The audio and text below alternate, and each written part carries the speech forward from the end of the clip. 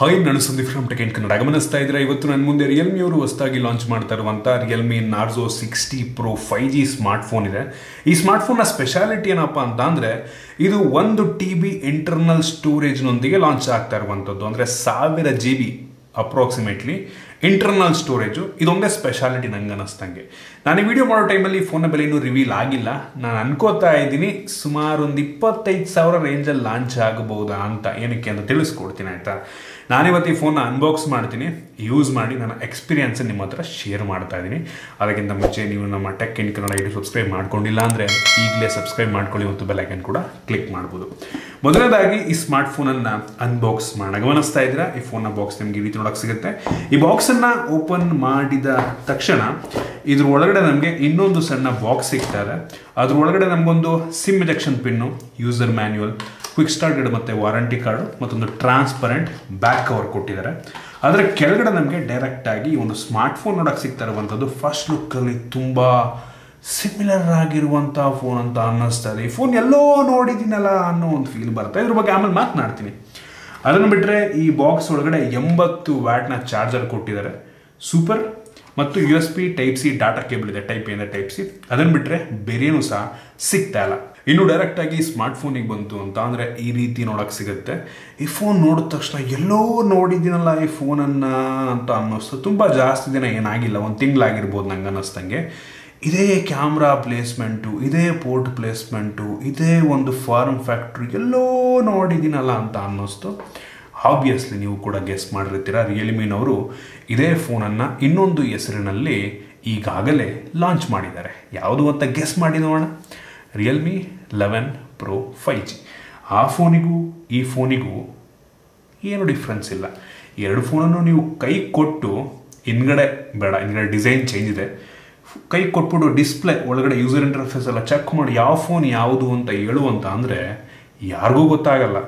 ಆ ಲೆವೆಲ್ ಒಂದು ಸಿಮಿಲಾರಿಟಿ ಈ ಎರಡು ಫೋನ್ಗಳಲ್ಲಿರುವಂಥ. ಎರಡೂ ಕೂಡ ಒಂದೇ ಫೋನು, ಎರಡು ಹೆಸರಿನಲ್ಲಿ ಲಾಂಚ್ ಮಾಡಿದ್ದಾರೆ. ಆಲ್ರೆಡಿ ಈ ಒಂದು ರಿಯಲ್ಮಿ 11 Pro ಫೋನನ್ನು ಅನ್ಬಾಕ್ಸ್ ಮಾಡಿದ್ದೀನಿ. ಆ ವಿಡಿಯೋ ಇನ್ನೊಂದು ಸಲ ನೋಡ್ಕೊಂಬಿಡಿ. ಅದಕ್ಕೂ ಇದಕ್ಕೂ ಏನೂ ವ್ಯತ್ಯಾಸ ಇಲ್ಲ ಆಯಿತಾ. ಮತ್ತೊಮ್ಮೆ ನಾನು ಸಂಪೂರ್ಣ ರಿವ್ಯೂ ಮಾಡುವಂಥದ್ದು ಅವಶ್ಯಕತೆ ಇಲ್ಲ ಅಂತ ನನ್ನ ಒಂದು ಅಭಿಪ್ರಾಯ. ಬಟ್ ಡಿಸೈನ್ ಬಗ್ಗೆ ಮಾತನಾಡ್ಬಿಡ್ತೀನಿ ಆಯಿತಾ. ಹಿಂದ್ಗಡೆ ನಿಮಗೆ ಪ್ಲಾಸ್ಟಿಕ್ ಬ್ಯಾಗ್ ಸಿಗ್ತದೆ, ಗ್ಲಾಸ್ ಬ್ಯಾಗ್ ಅಲ್ಲ, ಪ್ಲಾಸ್ಟಿಕ್ ಬ್ಯಾಗು. ಲೆದರಿ ಬ್ಯಾಗ್ ಕೊಟ್ಟಿದ್ರೆ ಇನ್ನೂ ತುಂಬ ಚೆನ್ನಾಗಿರ್ತಿತ್ತು. ಅಟ್ಲೀಸ್ಟ್ ಒಂದು 25,000 ರೇಂಜಲ್ಲಿ ಲಾಂಚ್ ಆಗ್ಬೋದು. ಇದು 1 TB ಇಂಟರ್ನಲ್ ಸ್ಟೋರೇಜ್ನ ವೇರಿಯಂಟ್. ಈ ಫೋನಲ್ಲಿ ನೀವು ನಂಬಲ್ಲ, 1 TB ಇಂಟರ್ನಲ್ ಸ್ಟೋರೇಜ್ ನಾನು ನಿಮಗೆ ತೋರಿಸ್ತಾ ಇದ್ದೀನಿ ಆಯಿತಾ. ಈ ಪ್ರೈಸ್ ರೇಂಜಲ್ಲಿ ತುಂಬ ಯುನೀಕ್ ಫೀಚರ್ ಅಂತ ಅನ್ಬೋದು ಆಯಿತಾ. ಮೋಸ್ಟ್ ಆಫ್ ದ ಬ್ರ್ಯಾಂಡ್ಗಳು ಈ ಪ್ರೈಸ್ ರೇಂಜಲ್ಲಿ ಈ ಲೆವೆಲ್ ಸ್ಟೋರೇಜ್ನ ಕೊಡುವುದಿಲ್ಲ. ಕಾರಣ ಅವ್ನು ಎಷ್ಟಕ್ಕೆ ಲಾಂಚ್ ಮಾಡ್ತಾರೆ ಅಂತ. 1 TB ಕೊಡ್ತಾ ಇದ್ದಾರೆ ಅಂದರೆ ಆಬ್ವಿಯಸ್ಲಿ ಪ್ರೈಸ್ ಕೂಡ ಜಾಸ್ತಿ ಇದ್ದೇ ಇರುತ್ತೆ. 1 TB ವೇರಿಯಂಟಿಗೆ 30-32 ಸಾವಿರ ಎದುರು ಇರ್ಬೋದು, ಗೊತ್ತಿಲ್ಲ. ಒಟ್ಟಿಗೆ ಕಾದು ನೋಡಬೇಕಾಗಿದೆ.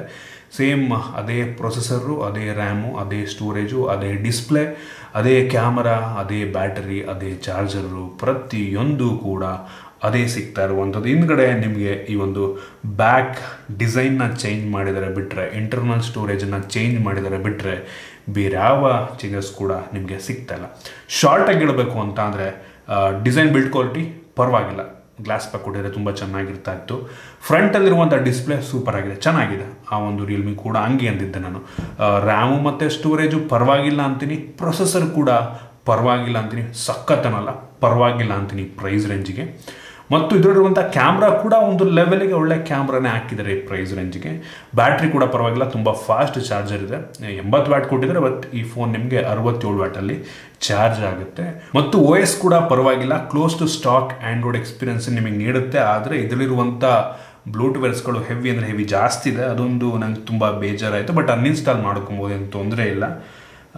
ಅದನ್ನು ಬಿಟ್ಟರೆ ಎಲ್ಲ 5G ಸಪೋರ್ಟ್ ಆಗುತ್ತೆ. ನಮ್ಮ ಭಾರತದ ಎಲ್ಲ ಬ್ಯಾಂಡ್ಗಳು ಡ್ಯುಯಲ್ ಬ್ಯಾಂಡ್ ವೈಫೈ ಸಪೋರ್ಟ್ ಇದೆ, ವೈಫೈ 6 ಕೂಡ ಸಪೋರ್ಟ್ ಆಗುತ್ತೆ.